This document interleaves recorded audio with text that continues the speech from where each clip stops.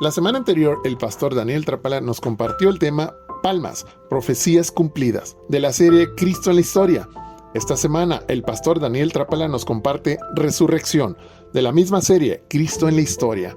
El versículo de la semana: a quienes también, después de haber padecido, se presentó vivo con muchas pruebas indubitables, apareciéndoseles durante 40 días y hablándoles acerca del reino de Dios. Hechos 1:3.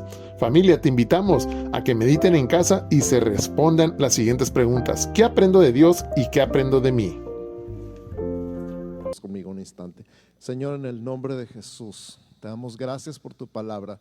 Te damos gracias por todo lo que hemos aprendido y recibido en esta serie, Señor, y en este cierre de la serie, recordando tu resurrección, pero no solamente recordándolo, sino afirmándola en nuestro corazón, en nuestra mente, Señor, y dándonos las herramientas, los recursos necesarios para compartir esta fe con otras personas que no te conocen, que no creen en ti o que te conocen de oídas, pero que no saben que verdaderamente tú moriste por ellos y resucitaste, que verdaderamente estás sentado a la diestra del Padre y que verdaderamente vienes otra vez.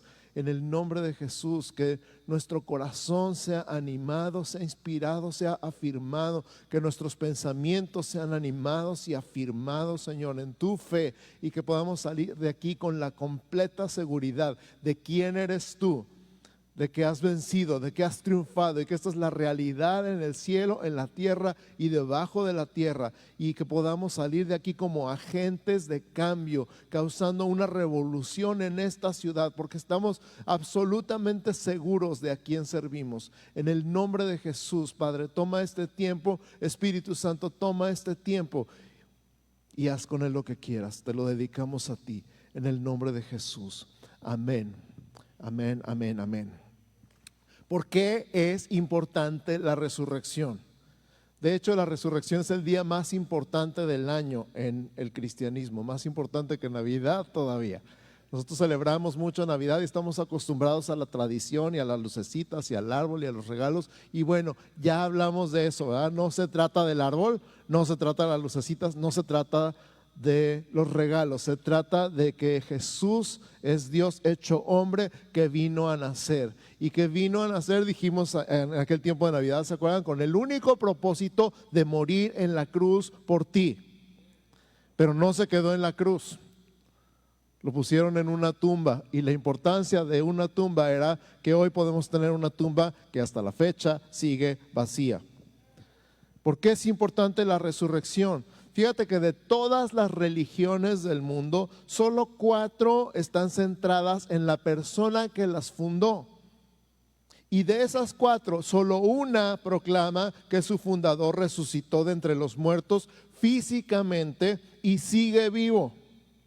Jesucristo tiene básicamente 3 credenciales: el impacto de su vida en la historia, las profecías cumplidas y su resurrección. En palabras de muchos expertos, sin resurrección no hay cristianismo. Repito, sin resurrección no hay cristianismo. Ahora, vamos a estudiar los elementos clave de las evidencias de la resurrección.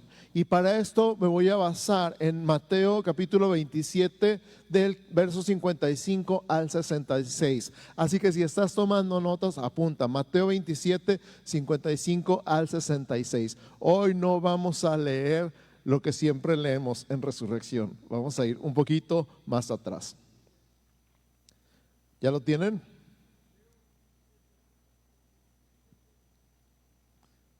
Dice Mateo 27, 55, estaban ahí muchas mujeres mirando de lejos, las cuales habían seguido a Jesús desde Galilea sirviéndole, entre las cuales estaba María Magdalena, María la madre de Jacobo y de José, y la madre de los hijos de Zebedeo. Cuando llegó la noche, vino un hombre rico de Arimatea llamado José, que también había sido discípulo de Jesús. Este fue a Pilato y pidió el cuerpo de Jesús. Entonces Pilato mandó que se le diese el cuerpo. Y tomando José el cuerpo, lo envolvió en una sábana limpia y lo puso en su sepulcro nuevo que había labrado en la peña.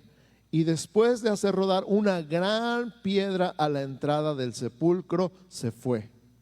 Y estaban ahí María Magdalena y la otra María sentadas delante del sepulcro. Al día siguiente, que es después de la preparación, se reunieron los principales sacerdotes y los fariseos ante Pilato, diciendo: Señor, nos acordamos que aquel engañador dijo, viviendo aún, después de 3 días resucitaré. Manda pues que se asegure el sepulcro hasta el tercer día, no sea que vengan sus discípulos de noche y lo hurten y digan al pueblo: resucitó de entre los muertos, y será el postrer error peor que el primero. Y Pilato les dijo: ahí tenéis una guardia, id, aseguradlo como sabéis. Entonces ellos fueron y aseguraron el sepulcro, sellando la piedra y poniendo la guardia. Hasta ahí vamos a leer ahorita. ¿Por qué es importante la resurrección? Número 1, Cristo declaró muchas veces que moriría y resucitaría al tercer día. Repito, Cristo declaró muchas veces que moriría y resucitaría al tercer día. Aquí hay un ejemplo, Mateo 20, 18 y 19.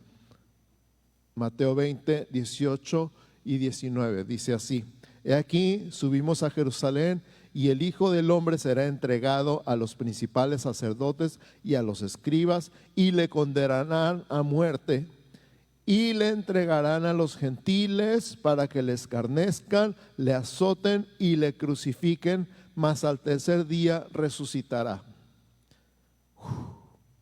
Hay tanto que pensar ahí. Todavía no pasaba nada de eso. La semana pasada hablamos un poquito de Jesús como profeta, ¿se acuerdan? Y aquí Jesús está dando una vez más detalles. Fíjate los detalles, nada de esto había sucedido. Iban camino a Jerusalén. Nada de esto había pasado. Los discípulos no se lo imaginaban, no tenían idea que esto iba a suceder, ni siquiera entendían las palabras de Jesús. Escucha otra vez.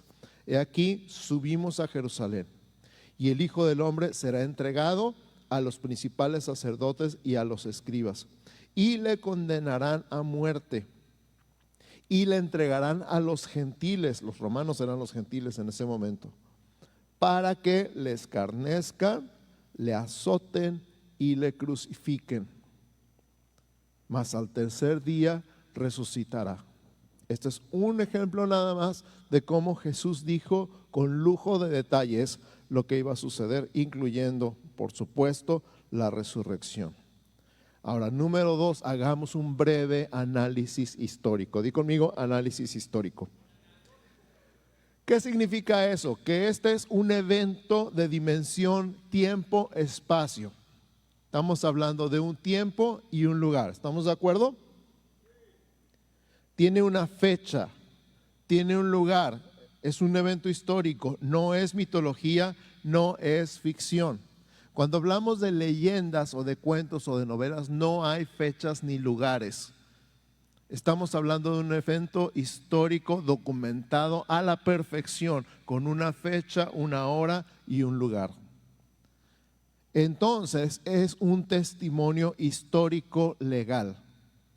¿Cómo es un testimonio histórico legal? Dado que es un evento histórico con una fecha, un lugar, evidencias y testigos. Hasta la fecha nadie lo ha podido refutar. Repito, dado que es un evento histórico con una fecha, un lugar, evidencias y testigos, nadie lo ha podido refutar, y muchos lo han intentado, muchos. Y terminan confesando a Cristo como el Señor.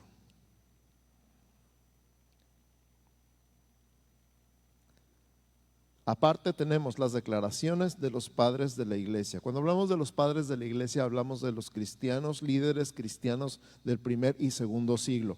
Te voy a dar 4 nombres nomás: Clemente, Ignacio, Justino Mártir y Tertuliano. Son unos ejemplos. Si no sabes cómo ponerle a tus hijos, allá hay unas ideas.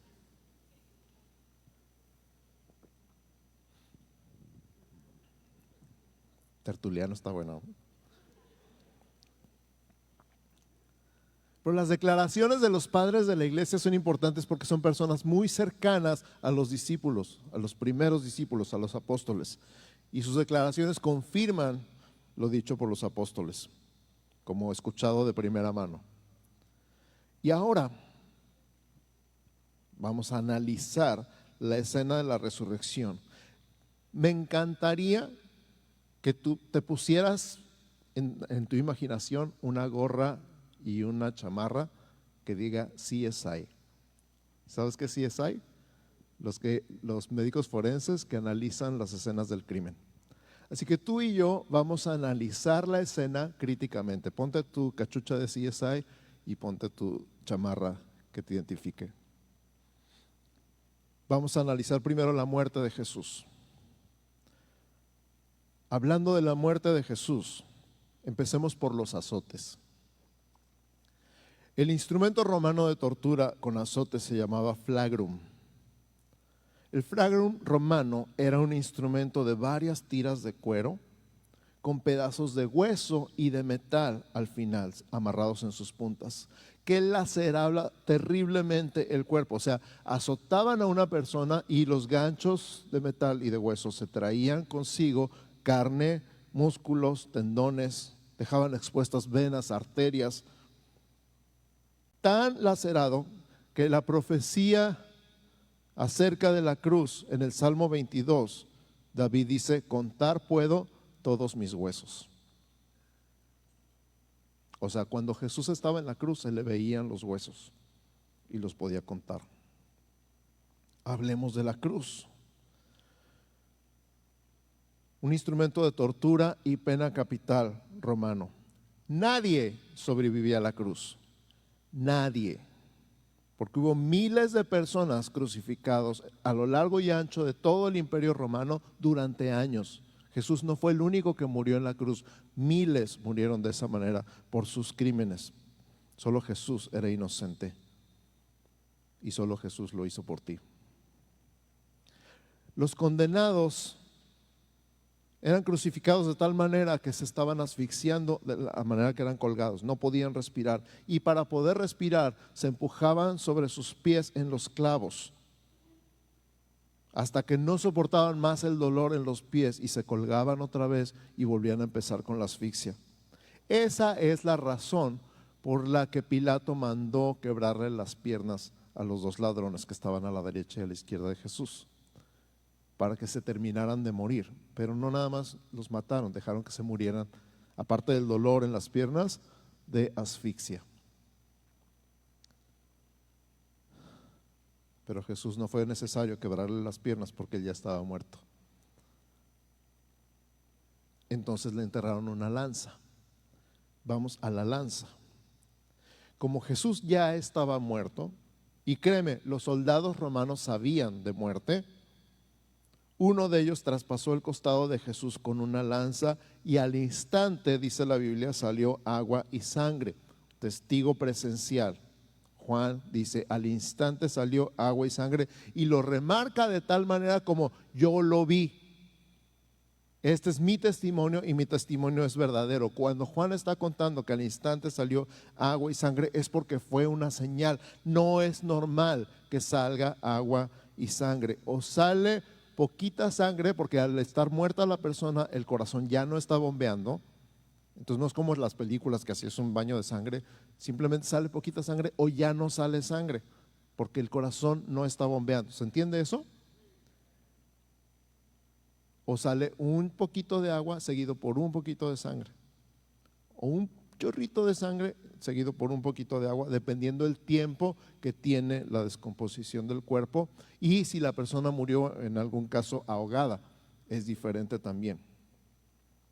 Pero la señal del agua y la sangre saliendo instantáneamente es señal de un infarto en el pericardio.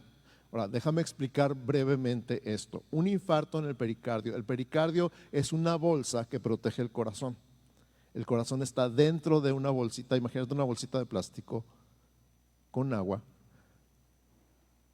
donde está el corazón latiendo sin que nada le estorbe. Cuando Hay un infarto en el pericardio, entonces prácticamente se rompe el corazón. Eso fue lo que mató a Jesús, o de eso murió. No murió por los azotes, no murió por los clavos, no murió increíblemente por el desangramiento. Murió porque tus pecados y mis pecados en su cuerpo le rompieron el corazón. Y regresando al Salmo 22, a la profecía de David sobre la cruz, dice: mi corazón fue como cera dentro de mí. Y pensar que llevar tu pecado y mi pecado, y pensar que tomar tu lugar y tomar mi lugar en la cruz le rompió el corazón a Jesús, es devastador para mí. No lo supero. Pero también, este es el punto, Jesús murió, de verdad murió. No se desmayó. No dijeron, ya se murió, y en realidad nomás estaba medio muerto.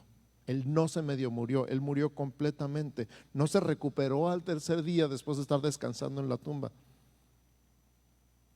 La primera evidencia lógica de la resurrección, en un testimonio histórico legal, es que Jesús sí se murió. ¿Ok? No tuvo ningún desmayo, porque hay personas hasta la fecha que dicen, bueno, es que nomás se desmayó y al tercer día se levantó. Ajá. La señal final, después de los azotes, después de las espinas, después de los clavos, después de la lanza, fue el agua y la sangre. ¿Estamos de acuerdo? Ahora hablemos de la tumba, porque la tumba es importante. Como repito, si no lo hubieran puesto en una tumba, no tendríamos una tumba vacía el día de hoy. La tumba era un hueco tallado en la roca, en el jardín de José, un rico influyente de Arimatea. Posiblemente avergonzado de no haber seguido a Jesús abiertamente por miedo a los judíos, fue y pidió el cuerpo y lo puso en su propia tumba. Ahora, ¿quién hace eso, verdad? Cuando en su primer sermón en Hechos capítulo 2, Pedro habla de Cristo resucitado, los judíos se quedaron callados. Nadie refutó a Pedro. ¿Sabes por qué? Porque la tumba vacía es una evidencia irrefutable a la vista de todos. Ahora déjame aclarar otra vez un poquito este punto. Jesús murió en Jerusalén y la tumba está en Jerusalén. Y cuando Pedro estaba hablando en Jerusalén. Todo mundo en Jerusalén sabía que la tumba estaba vacía. Cuando Pedro dijo, este que ustedes crucificaron, Dios le ha levantado y le ha hecho Señor y Cristo, todos se quedaron callados, porque todos sabían que la tumba estaba vacía. Déjame ponerte el contexto. Cuando Pablo está predicando en Atenas y está hablando de la resurrección, todos se rieron. ¿Por qué se rieron? Porque nadie había visto la tumba vacía. Entonces dijeron, ¿cómo que la resurrección? ¿Qué es eso de la resurrección? Se rieron y lo dejaron ahí hablando solo. Porque nadie había visto lo que todos en Jerusalén habían visto, una tumba vacía. Y hasta la fecha, poder verla, aunque sea en fotos, es impresionante. Hasta la fecha,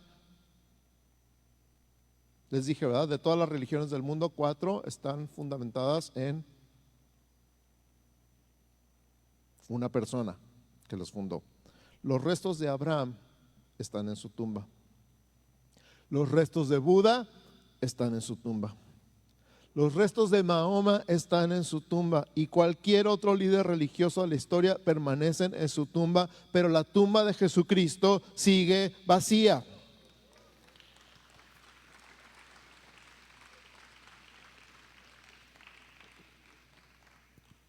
No hablemos nada más de la tumba, hablemos un poquito de la sepultura.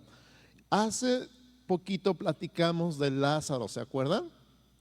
De cómo cuando resucitó Jesús dijo desatadle y dejadle ir, porque el estilo de sepultura en Medio Oriente en el primer siglo era casi prácticamente como momificación. Lo enredaban en la sábana completamente asegurado y luego lo bañaban en especias. ¿Cuántas especias? Se calcula que entre 60 y 70 kilos de especias. Mirra, aloe y otros tipos de especias. De tal manera que esa sábana que estaba embadurnada en todas esas especias se convertía en algo así como un capullo. No era nada más la sábana, sino era toda la sábana y todas las especias, todo el envoltorio, de tal manera que quedaba nada más la cabeza con un sudario encima, también empapado en especias. Entonces, me estás diciendo que aunque Jesús no se hubiera muerto, nada más se hubiera desmayado y hubiera despertado al tercer día, ¿cómo rayos me explicas que hubiera podido salir del capullo? Si estaba completamente amarrado y completamente empapado en esas especias que ya para secarse se convierten en un capullo, algo duro. Cuando las mujeres vieron la tumba vacía y fueron corriendo con los discípulos, ¿se acuerdan? Se ha llevado el cuerpo del Señor y no sabemos dónde le han puesto. Hubo dos discípulos que salieron corriendo, ¿cómo se llamaban? Juan y Pedro. Dicen que Juan corrió más rápido y llegó primero a la tumba. ¿Ya saben el chiste?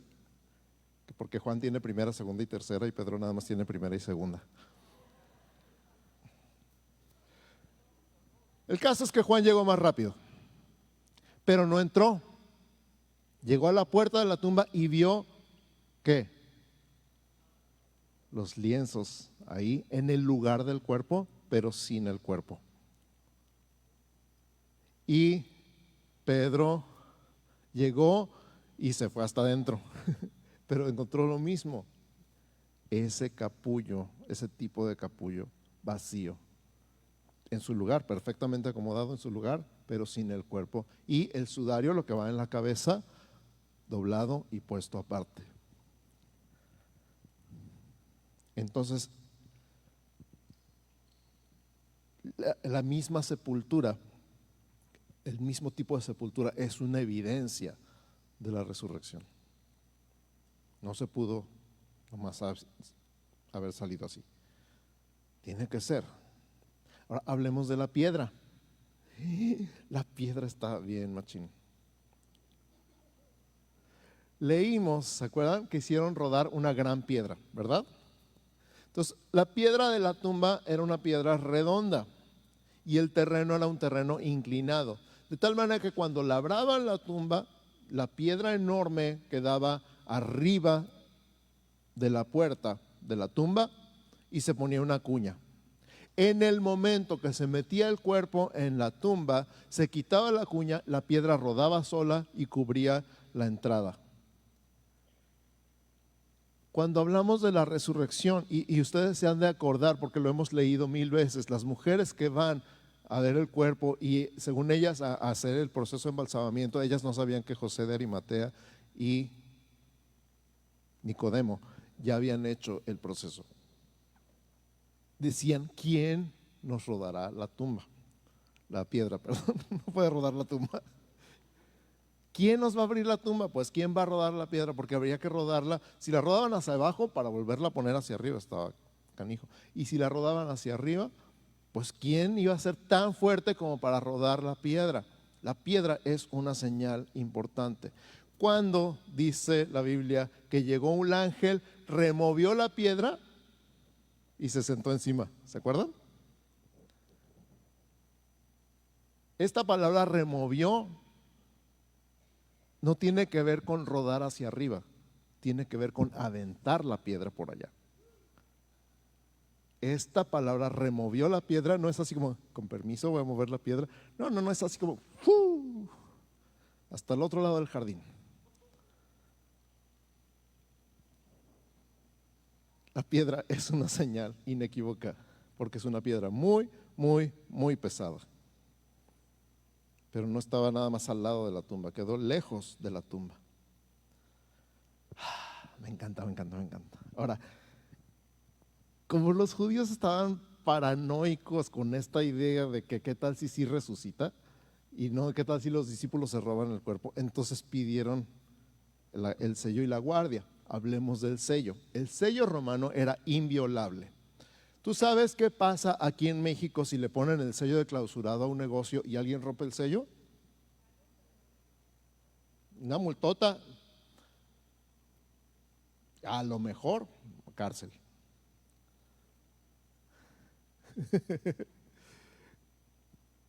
Ya sabes cómo eran los romanos de sádicos. Ya hemos platicado de eso, ¿verdad? Eran bien sádicos. Entonces, la pena por romper el sello romano era muerte. Ahí no había de otra. En lo que se conoce como la paz romana era: te portas mal, te mato, punto. Entonces, había muchas clases de torturas y había mucha clase de pena capital. Por eso miles de personas murieron crucificados. Porque los romanos no se andaban con rodeos. No había multas, no había recargos, no había cárcel por un ratito, era muerte por muchas cosas. La pena por violar el sello de Roma era muerte. El sello romano en la piedra era una cuerda que pasaba por los dos lados de la piedra y se pegaba con cera en la pared de los dos lados y se ponía el sello, el emblema de Roma, en los dos lados. ¿Quién en su sano juicio rompería el sello y rodaría la piedra? Pues tú no estás en tu sano juicio, men, perdón. No se puede pensar en que el sello era una medida adicional para impedir que se robaran el cuerpo o para impedir la resurrección. Y el sello se convirtió en una prueba más de la resurrección. Ahora hablemos de la guardia. Esta es mi parte favorita, una de mis partes favoritas. Una guardia romana consistía en 16 soldados. Esos 16 soldados tomaban turnos para dormir. 4 dormían, 4 velaban de un lado de la tumba, 4 velaban del otro y 4 estaban en frente de la piedra. ¿Okay? Entonces te imaginas, 4 durmiendo, 4 aquí, 4 acá y 4 de este lado. 16 soldados romanos cuidando una tumba. La pena, como buenos romanos, por dormirse en el trabajo para un guardia era muerte. Te digo que por todos los mataban. O sea, si un guardia se dormía, si un soldado romano se dormía en el trabajo, lo mataban. Y por eso eran 16, porque tomaban turnos para dormir. Cada 3 horas cambiaban de lugar. Entonces era prácticamente imposible que se quedaran dormidos. 1, porque les costaba la vida. Y 2, porque nada más velaban un ratito. Ahora, hablando de los discípulos.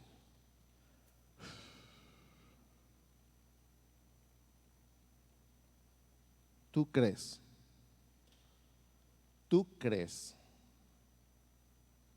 que los discípulos que habían visto cómo arrestaban a Jesús y habían salido corriendo y se habían escondido?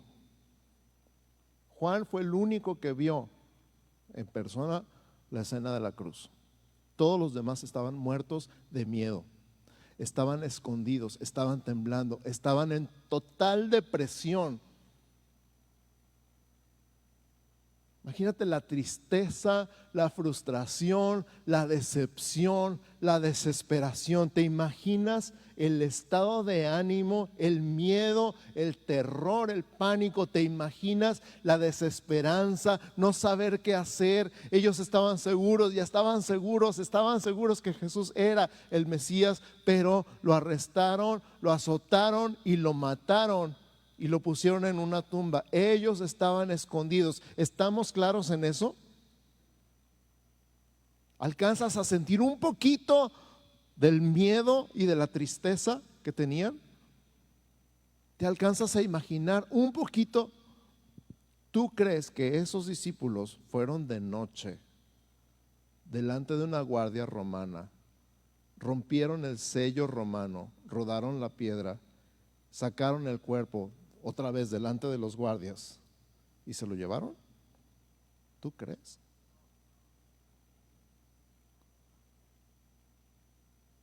Acuérdense, pónganse su cachucha de CSI. Es imposible. Es imposible. No más porque estaban escondidos. Fueron los soldados romanos los que vieron al ángel y se desmayaron, quedaron como muertos. Lo vimos hoy en la mañana, el pastor Enrique habló de eso. Se desmayaron de miedo. Y fueron los judíos los que les dieron mucho dinero para que dijeran que se habían quedado dormidos y que dijeron: nosotros vamos a interceder por ustedes con el gobernador. ¿Quién sabe si lo hayan hecho? Porque lo último que les importaba era la gente.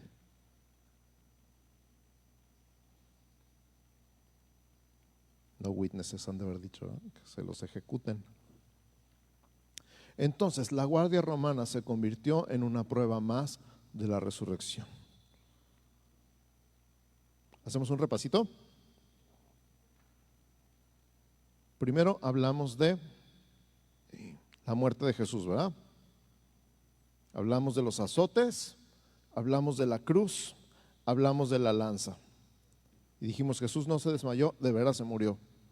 Y luego hablamos de la tumba, cómo eran las tumbas y cómo era la sepultura. Y dijimos la importancia de la tumba vacía. Hablamos después de los lienzos, de las especias, unas 70 libras de especias se calcula. Como Pedro y Juan encontraron todo en su lugar excepto el cuerpo y el sudario puesto aparte. Fue una suficiente señal para que Juan creyera cuando vio. Hablamos de la piedra, hablamos del sello y hablamos de la guardia. Ya dije que los discípulos huyeron en el arresto, que estaban escondidos en el aposento alto, con miedo, con depresión. Ellos no creían en la resurrección, para colmo. Ellos no creían, no entendían las palabras de Jesús acerca de resucitar de entre los muertos. No sabían qué estaba pasando y no sabían qué hacer a continuación. Pero sus vidas fueron transformadas para siempre. Piensa en Pedro hablando en Pentecostés. Piensa en un Pedro y un Juan ante el concilio, los mismos que condenaron a Jesús. Ellos estaban parados delante de ellos y dijeron: juzguen si es correcto obedecer a los hombres antes que a Dios. Esos no son los mismos hombres que estaban escondidos el domingo en la mañana. Piensa en Tomás, que dijo: si no veo los huecos, si no meto mi dedo, mi mano en su costado, no voy a creer. Y después diciendo: Señor mío y Dios mío. Piensa en Santiago y en Judas, hermanos de Jesús. ¿Sí sabías que los que escribieron las epístolas de Santiago y de Judas eran hermanos de Jesús? ¿Y te acuerdas que en los evangelios dice que sus hermanos no creían en él? ¿Qué los hizo cambiar? ¿Qué cambió su vida para siempre? Vieron a Jesús vivo. Vieron a Jesús vivo. Y déjame hacer una pausa aquí, porque estoy hablando de los discípulos y de la gente que vio a Jesús vivo. Pero hablemos de vidas transformadas por un instante, porque hay este otro argumento. Pues sí, las tradiciones judeo-cristianas, todo el mundo sabe que Cristo murió y resucitó, pero no lo creen de veras, nomás es pura tradición. Ajá. ¿Qué me dices de los cristianos escondidos en la iglesia subterránea en China? Platícame de la gente que asegura haber visto a Jesús en Irán, en Irak, en Afganistán, en este siglo. ¿Qué me dices de la gente en África que jamás ha escuchado el nombre de Jesús y ahora saben quién es? Hablemos de vidas transformadas en todos los continentes. Hablemos de vidas cambiadas en todos los estratos sociales. Hablemos de vidas cambiadas para siempre en todos los niveles educativos. Desde gente que no ha hecho la primaria hasta profesionistas, gente con doctorados. Si fuera un solo grupo de la sociedad, te lo creería. Pero estamos hablando de todo tipo de personas, en todas partes del mundo, en todas las edades. Hablamos de vidas cambiadas para siempre. Y entonces hablemos de las apariciones de Cristo en la Biblia, después de la resurrección. Nuestro versículo de la semana es Hechos 1:3, que dice: a quienes también después de haber padecido se presentó vivo con muchas pruebas indubitables, apareciéndoseles durante 40 días y hablándoles acerca del reino de Dios. Repite conmigo: pruebas indubitables. ¿Todavía tienes tu cachucha de CSI? Repite conmigo: pruebas indubitables. No estamos hablando de tradición, no estamos hablando de ficción, no estamos hablando de mitología, estamos hablando de pruebas indubitables. ¿Cuántos dicen amén? Jesús se apareció y quedó registrado. Te voy a decir varios. Y las citas van a estar ahí en la pantalla si la quieres copiar. A María Magdalena, Juan 20:14 y Marcos 16:9. Jesús se apareció a María Magdalena, Juan 20:14 y Marcos 16:9. A las mujeres que volvían de la tumba, Mateo 28:9 y 10. Mateo 28:9 y 10. A Pedro más tarde el mismo día, Lucas 24:34 y 1 Corintios 15:5. Lucas 24:34 y 1 Corintios 15:5. A los discípulos en el camino a Emaús, Lucas 24:13 al 33. Lucas 24:13 al 33. A los apóstoles, Tomás ausente, Lucas 24:36 al 43 y Juan 20:19 al 24. Lucas 24:36 al 43 y Juan 20:19 al 24. A los apóstoles, ahora con Tomás presente, Juan 20:26 al 29. Juan 20:26 al 29. Ahí mismo a los 7 junto al lago de Tiberias, Juan 21 del 1 al 23. A los 7 junto al lago de Tiberias. A la multitud de 500, además de creyentes, en una montaña en Galilea, 1 Corintios 15:6. 1 Corintios 15:6 dice que se le apareció a más de 500 a la vez. ¿Sabes cuál es la importancia de ese número?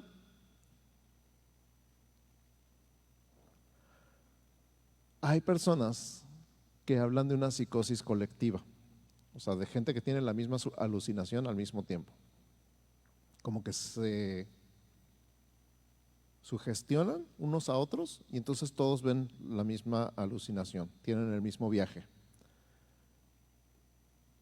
En el otro libro que les mencioné, El caso de Cristo, se entrevista a psicólogos y psiquiatras y dice que es imposible que 500 personas tengan la misma alucinación. O sea, en grupos pequeños, en grupos chicos se puede dar, pero 500 es imposible y está registrado. 1 Corintios 15:6. A Santiago, 1 Corintios 15:7. A los 11, Mateo 28:16 al 20, Marcos 16:14 al 20, Lucas 24:33 al 52 y Hechos 1 del 3 al 12. ¿Todavía están aquí? Sí, ok. En la ascensión, Hechos 1, 3 al 12. A Pablo, Hechos 9, 3 al 6, 1 Corintios 15, 8. A Esteban, Hechos 7, 55. A Pablo en el templo, Hechos 22, 17 al 21 y Hechos 23, 11. Y a Juan en la isla de Patmos, donde escribió Apocalipsis, en Apocalipsis 1, 10 al 19. Este es el punto. Prácticamente todos murieron como mártires, firmando su testimonio con su propia sangre. Claro que ninguno de ellos estaba mintiendo. ¿Por qué? Porque nadie muere por una mentira sabiendo que es una mentira. Óyeme, si hay personas que confiesan crímenes que no cometieron cuando los están torturando, escucha, hay personas que confiesan crímenes que no cometieron cuando los están torturando. Ellos murieron torturados y asesinados por no negar que habían visto a Cristo resucitado. Por lo tanto, su testimonio es confiable. En conclusión, amigos, hermanos, muchachos, la evidencia a favor es abrumadora. Podemos decir sin temor a equivocarnos que la resurrección de Jesucristo es un hecho histórico, real, documentado y verificado legalmente. Cristo vive y se necesita ser muy necio para decir lo contrario.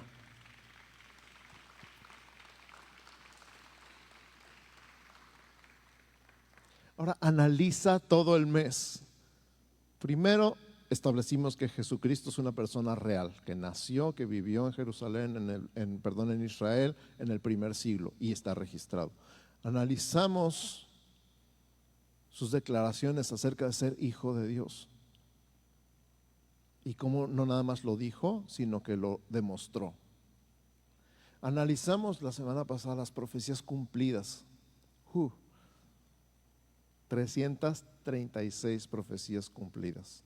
Y analizamos la probabilidad estadística de que una sola persona cumpliera 48 de esas 336.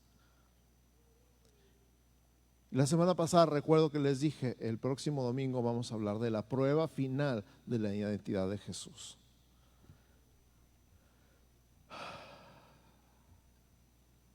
Si cualquier persona viniera con ustedes y les dijera, me están buscando para matarme y me van a matar, pero en 3 días voy a resucitar, ¿cómo lo tratarían? El loco. Oye, hay mucha gente que tiene alucinaciones y ve cosas y tiene esquizofrenia y ve y dice cada cosa y tú dices, sí, ajá. Cuando Jesús dijo que iba a resucitar, sus discípulos no entendieron nada y tenían 3 años conviviendo con él. No sabían si decía en sentido figurado o si estaba delirando. O si que, ¿se acuerdan cuando hablábamos de esto? Jesús como loco, como malvado o como Señor, como falseario, como farsante. No podía ser, era imposible. El sello final, la prueba final de que Jesús es quien dijo ser, es la resurrección.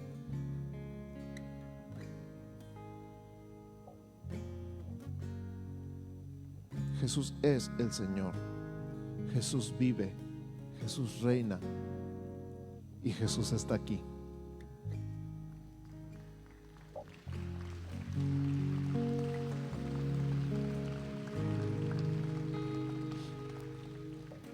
Su nacimiento fue extraordinario. Su vida fue extraordinaria.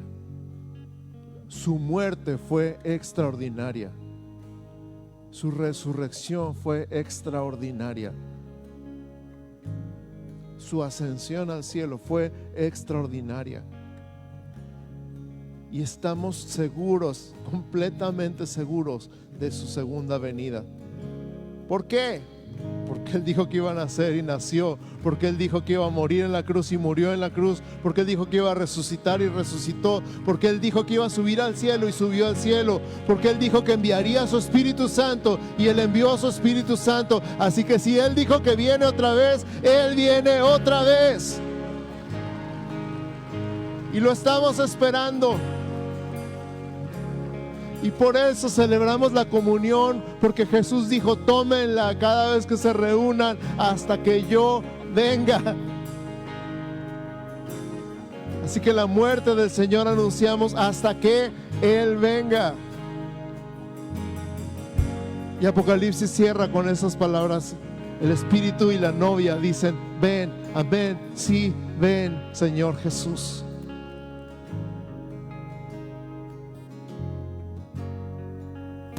Todo esto es real. Esta es la conclusión de la serie. Tiene que ser verdad. No hay otra explicación. Y como les decía al principio, hay personas que no pueden creer. Y les digo, no puedes creer o no quieres creer. ¿Estás dispuesto a examinar la evidencia honestamente? ¿O prefieres aferrarte a tus ideas? Aunque ya sabes que no tienes razón. Porque ya sabes, no hay peor ciego que el que no quiere ver. No hay peor ciego que el que no quiere ver. La evidencia está ahí.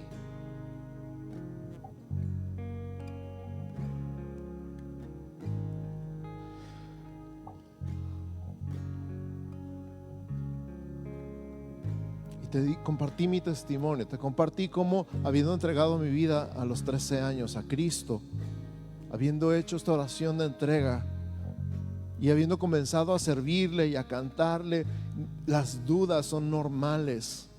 Y a los 15 años, 16 años empecé a pensar: ¿será verdad todo esto o será mentira? ¿Será que nos dejamos llevar y nos engañamos y estamos creyendo algo que no es? Y como ya sirviendo, ya trabajando en la producción musical de alabanza y adoración, encontré este libro en la oficina de mi amigo, de mi jefe, y se lo pedí prestado. Y como lo leí con hambre, porque yo quería entender lo que estaba creyendo, y cómo quedé absolutamente convencido, y cómo a partir de ahí jamás en la vida he vuelto a tener dudas de quién es Jesús y de lo real que Él es para ti y para mí. Y en muchas ocasiones adultos me han dicho: es que mi hijo tiene dudas, y les he dicho: qué bueno, significa que piensa. Pero hay que resolver esas dudas. Yo diría que hay dos clases de preguntas: las preguntas honestas y las preguntas necias. Yo diría que hay dos clases de preguntas: las preguntas honestas y las preguntas necias. Si tú has tenido preguntas honestas, espero que esta serie haya sido de bendición para ti y hayas quedado más seguro, que tus preguntas hayan sido resueltas. Pero si no, me encantaría seguir platicando contigo, recomendarte todos los libros. Yo recomendé 3, ¿se acuerdan? Recomendé Milagros de C.S. Lewis, el autor de las Crónicas de Narnia. Recomendé Evidencia que exige un veredicto de Josh McDowell, que es el del que vimos esta serie, 4 capítulos nada más. Y recomendé El caso de Cristo de Lee Strobel. Tengo un amigo que nos ofrece traernos los libros sobre pedido. Me mandó fotos, me mandó listas de precios y todo. Si tú quieres encargar alguno de estos libros, platica conmigo. Y si no, tú lo puedes comprar en Amazon o descargar o lo que tú quieras.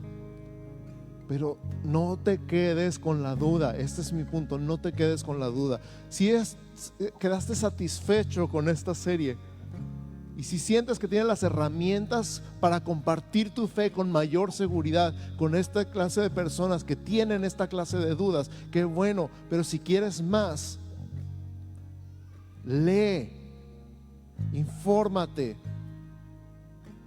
No estamos hablando de fanatismo religioso, estamos hablando de una fe informada, una fe segura, una fe que sabe lo que cree y por qué lo cree. Y esto es básico para ti, es vital para ti. ¿Por qué creemos lo que creemos? De hecho, el Instituto Bíblico inicia clases en un futuro muy cercano, en el mes de abril, primera y segunda semana de abril. Y hay una clase particular en el instituto, de todas las clases que hay, que se llama apologética, que es esto, la defensa de la fe. Y me encanta platicar con personas que están leyendo, que están viendo videos, que están informándose, que están viendo debates, incluso de personas que saben lo que están hablando con ateos, y los dejan callados, porque siempre los dejan callados. Y yo anhelo con todo mi corazón que tú seas uno de ellos, que digas: ya vi toda la evidencia y no hay lugar a duda, Jesús es el Hijo de Dios, Jesús es el Señor, Jesús vive, Jesús viene. Así que cierra tus ojos un instante. Vamos a adorar a Jesús, pero también vamos a rendirnos delante de Él. Y Señor, te entrego mi razón, te entrego mis dudas, te entrego mis preguntas. Yo sé quién eres, yo sé quién eres tú. Oh Señor, y ahora quiero hablar de ti con confianza, con seguridad. Quiero que la gente te conozca como yo te estoy conociendo. Quiero que la gente sepa de ti, que no eres religión nada más, que no eres tradición nada más, que no eres mucho más de lo que alcanzamos a entender. Eres mucho más de lo que nos han contado. Eres mucho más grande. Eres mucho más poderoso. Eres mucho más real de lo que jamás pensé.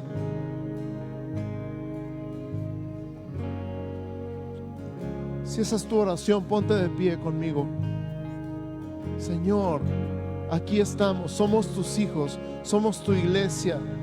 Somos tuyos, creemos en ti, te amamos, te adoramos, te bendecimos y queremos darte a conocer porque sabemos quién eres. Sabemos que no eres ficción, sabemos que no eres mitología, sabemos que eres real y que eres el Salvador del mundo.